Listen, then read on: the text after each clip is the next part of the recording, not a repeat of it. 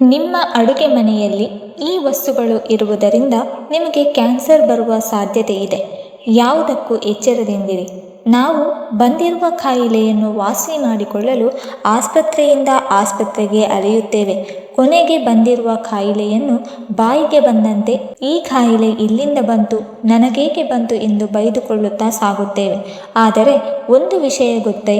ಬೇರೆ ಬೇರೆ ಕಾರಣಗಳ ಜೊತೆಗೆ ನೀವು ಅಡುಗೆ ಮನೆಯಲ್ಲಿ ದಿನನಿತ್ಯ ಬಳಸುವ ಬಹುತೇಕ ವಸ್ತುಗಳು ನಿಮ್ಮ ಆರೋಗ್ಯಕ್ಕೆ ಅಪಾಯಕಾರಿಯಾಗಿರುತ್ತದೆ. ಆದರೆ ಈ ರಹಸ್ಯ ನಿಮಗೆ ಗೊತ್ತೇ ಇರುವುದಿಲ್ಲ. ಈಗ ಅದನ್ನು ತಿಳಿದುಕೊಳ್ಳುವ ಸಮಯ ಬಂದಿದೆ. ಅದಕ್ಕೂ ಮೊದಲು ಪ್ರಮುಖ ವಿಷಯ, ಕ್ಯಾನ್ಸರ್ ಕಾಯಿಲೆಯ ಬಗ್ಗೆ ತಿಳಿದುಕೊಳ್ಳೋಣ. ಕ್ಯಾನ್ಸರ್ ಕಾಯಿಲೆ ಎಂದರೇನು?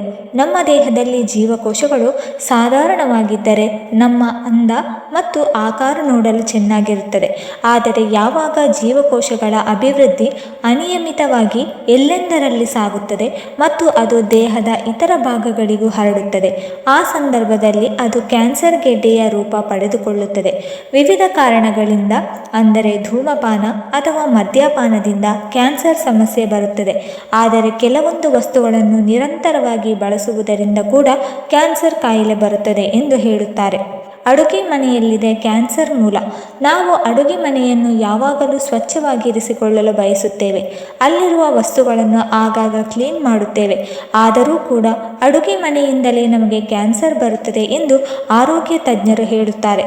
ನಾವು ಮಾಡುವ ಒಂದು ಸಣ್ಣ ತಪ್ಪು ಮತ್ತು ನಮಗೆ ಅರಿವಿಲ್ಲದೆ ಆಗುವ ವಿಚಾರದಿಂದ ನಮಗೆ ಗೊತ್ತಿಲ್ಲದೆ ನಮ್ಮ ದೇಹದಲ್ಲಿ ಕ್ಯಾನ್ಸರ್ ಶುರುವಾಗಬಹುದು. ಅಡುಗೆ ಮನೆಯಲ್ಲಿ ನಾವು ಬಳಸುವ ಸಾಕಷ್ಟು ವಸ್ತುಗಳು ನಮ್ಮ ದಿನಬಳಕೆಯಲ್ಲಿರುತ್ತವೆ. ಅವುಗಳಿಂದ ನಮಗೆ ಕ್ಯಾನ್ಸರ್ ಬರುತ್ತದೆ ಎಂದರೆ ನಿಜಕ್ಕೂ ಆಶ್ಚರ್ಯ. ಏಕೆಂದರೆ ಅವುಗಳಲ್ಲಿರುವ ರಾಸಾಯನಿಕ ಅಂಶಗಳು ತುಂಬ ಹಾನಿಕಾರಕವಾಗಿರುತ್ತದೆ. ಹಾಗಾದರೆ ಅಂತಹ ವಸ್ತುಗಳು ಯಾವ್ಯಾವು ಎಂಬುದು ಇಲ್ಲಿ ನೋಡೋಣ. ನಾನ್ ಸ್ಟಿಕ್ ಅಡುಗೆ ಪಾತ್ರೆಗಳು. ಇದು ಸಾಧಾರಣ ಸ್ಟೀಲ್ ಪಾತ್ರೆಗಳಿಗಿಂತ ನೋಡಲು ಚೆನ್ನಾಗಿ ಕಾಣುವ ನಾನ್ ಸ್ಟಿಕ್ ಅಡುಗೆ ಪಾತ್ರೆಗಳು ತಮ್ಮದೇ ಆದ ಶೈಲಿಯ ಕಾರಣದಿಂದ ನಮ್ಮನ್ನು ಸೆಳೆಯುತ್ತದೆ.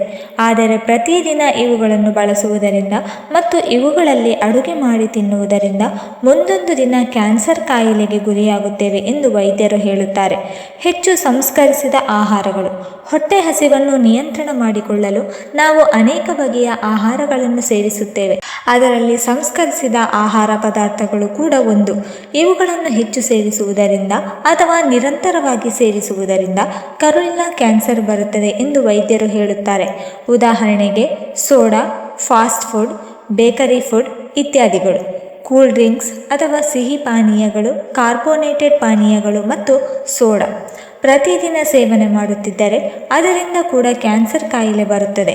ಇವುಗಳ ಬದಲು ನೈಸರ್ಗಿಕವಾದ ಹಣ್ಣುಗಳನ್ನು, ಹಣ್ಣಿನ ರಸವನ್ನು ಸೇವಿಸುವುದು ಸಾಕಷ್ಟು ಉತ್ತಮ. ಇದರಿಂದ ಕ್ರಮೇಣವಾಗಿ ದಿನ ಕಳೆದಂತೆ ಆರೋಗ್ಯ ಸಾಕಷ್ಟು ಸುಧಾರಿಸುತ್ತದೆ. ಪ್ಲಾಸ್ಟಿಕ್ ಬಾಟಲ್ಗಳು. ಈಗಂತೂ ನೀರು ಕುಡಿಯುವ ವಿಚಾರಕ್ಕೆ ಬಂದರೆ ಎಲ್ಲರ ಕೈಯಲ್ಲೂ ಪ್ಲಾಸ್ಟಿಕ್ ವಾಟರ್ ಬಾಟಲ್ ಇರುತ್ತದೆ. ಕುಡಿಯುತ್ತಿರುವುದು ಫಿಲ್ಟರ್ ನೀರು ಆದರೂ ಕೂಡ ಅದೇ ಪ್ಲಾಸ್ಟಿಕ್ ಬಾಟಲನ್ನು ತಿಂಗಳುಗಟ್ಟಲೆ ಬಳಸುತ್ತಾ ಅಂದರೆ ಅದರಿಂದ ಕ್ಯಾನ್ಸರ್ ಬರದೇ ಇರದು. ತರಕಾರಿ ಕತ್ತರಿಸುವ ಪ್ಲಾಸ್ಟಿಕ್ ಬೋರ್ಡ್. ನಿಮ್ಮ ಬಳಿ ಪ್ರತಿದಿನ ತರಕಾರಿ ಹೆಚ್ಚಲು ಪ್ಲಾಸ್ಟಿಕ್ ಬೋರ್ಡ್ ಬಳಕೆಯಾಗುತ್ತಿದ್ದರೆ ನೀವು ಇನ್ನು ಮುಂದೆ ಎಚ್ಚೆತ್ತುಕೊಳ್ಳುವುದು ಒಳ್ಳೆಯದು. ಏಕೆಂದರೆ ತರಕಾರಿ ಜೊತೆಗೆ ಸಣ್ಣ ಸಣ್ಣ ಪ್ಲಾಸ್ಟಿಕ್ ಚೂರುಗಳು ಸಹ ನಿಮ್ಮ ದೇಹ ಸೇರುತ್ತವೆ ಎನ್ನುವುದರಲ್ಲಿ ಯಾವುದೇ ಅನುಮಾನವಿಲ್ಲ. ಪ್ರತಿದಿನ ಇದರ ಬಳಕೆಯಿಂದ ನೀವು ನಿಮ್ಮ ದೇಹದಲ್ಲಿ ಪ್ಲಾಸ್ಟಿಕ್ ಶೇಖರಣೆ ಮಾಡುತ್ತಾ ಹೋಗುತ್ತೀರಿ. ಹಾಗಾಗಿ ಸಾಧ್ಯವಾದಷ್ಟು ಇದರ ಬಳಕೆ ಕಡಿಮೆ ಮಾಡಿ.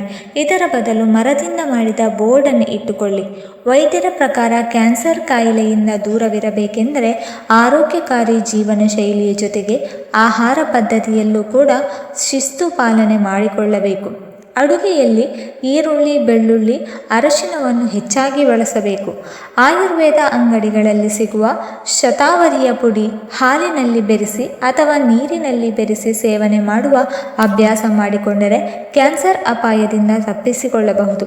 ಆದಷ್ಟು ಹಸಿರೆಲೆ, ಸೊಪ್ಪು, ತರಕಾರಿಗಳನ್ನು ಸೇವನೆ ಮಾಡಬೇಕು. ಸಾಧ್ಯವಾದಷ್ಟು ಕೃತಕ ಸಕ್ಕರೆ ಅಂಶವಿರುವ ಪಾನೀಯ ಹಾಗೂ ಸಂಸ್ಕರಿಸಿದ ಆಹಾರ ಪದಾರ್ಥಗಳಿಂದ, ಮಾಂಸಗಳಿಂದ ದೂರವಿದ್ದರೆ ಕ್ಯಾನ್ಸರ್ ಅಪಾಯವನ್ನು ತಡೆದುಕೊಳ್ಳಬಹುದು ಎಂದು ವೈದ್ಯರು ಸಲಹೆ ನೀಡುತ್ತಾರೆ. ಸ್ನೇಹಿತರೆ, ಈ ಮಾಹಿತಿ ನಿಮಗೆ ಇಷ್ಟವಾಗಿದ್ದರೆ ದಯವಿಟ್ಟು ಲೈಕ್ ಮಾಡಿ, ಶೇರ್ ಮಾಡಿ ಮತ್ತು ಕಮೆಂಟ್ ಮಾಡಿ. ಹಾಗೆ ಮುಂದಿನ ವಿಡಿಯೋಸ್ಗಳಿಗಾಗಿ ನಮ್ಮ ಚಾನಲನ್ನು ಸಬ್ಸ್ಕ್ರೈಬ್ ಮಾಡಿಕೊಳ್ಳಿ. ಧನ್ಯವಾದಗಳು.